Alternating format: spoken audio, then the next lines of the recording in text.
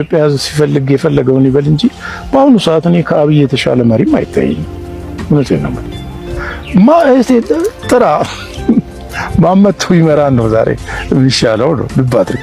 ባክ ቱ ስኩዌር ዋን የሚወስደን ሰው ቢያንስ ሞራላችንን በአንድነት ስሜት ውስጥ ይዞ ሰስቴን እንድናደርግ ሳይኮሎጂያችን ሰስቴን እንዲያደርግ የሚያደርገን መሪ እንፈልጋለን። ማን ነው በልና እኔን ጨፍነህ ፈልግ። እኔ እንጃ። ዛሬ መልማቱ ጥፋት ነው እንበል፣ ሪዞርቱም ጥፋት ነው እንበል፣ ግን እየተወቀሰ ያለው እየሰራ ነው። ልብ አድርግ። መጨረሻ ላይ ምን ይሆናል መሰል ይሆናል ሰዎች የተሰራውን ስራና ያልተሰራውን ነው ኮምፔር የሚያደርገው። ማንም ጤነኛ ሰው እኔ አሁን እንደዚህ ስናገር ሁሉ ልክ ለዚህ ያደላው ሊመስል ይችላል። ግን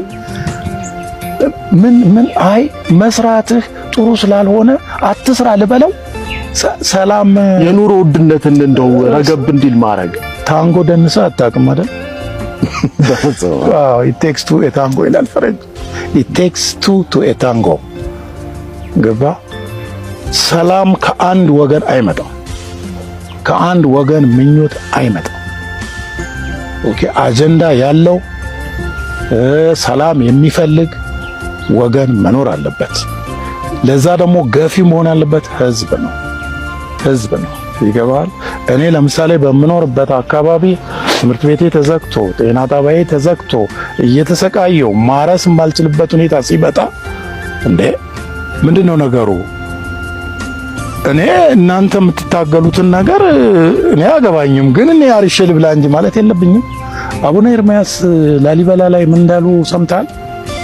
እባካችሁ እናንተ ከተጣላችሁ የምትታገሉ ከሆነ ከገዳማቱ ራቅ ብላችሁ ህዝብ ዝም ብሎ ቁጭ ብሎ ከልማት ይልቅ ሰላም ይቀድማል ካለ የመወያያ መድረክ አዘጋጅንና ስለ ሰላም እንወያይ ብሎ ይጠይቅ። ይገባል። ጠመንጃ ያነሱትን ኃይሎች ምንድነው ያነሳችሁበት ጉዳይ ብሎ ጠይቆ ኑ በሰላማዊ መንገድ ተናጋሩ፣ ብትሞቱ እኔ ጋራንቲ ሆናችኋለሁ ይበል ማለት ከቻለ ማለት ነው።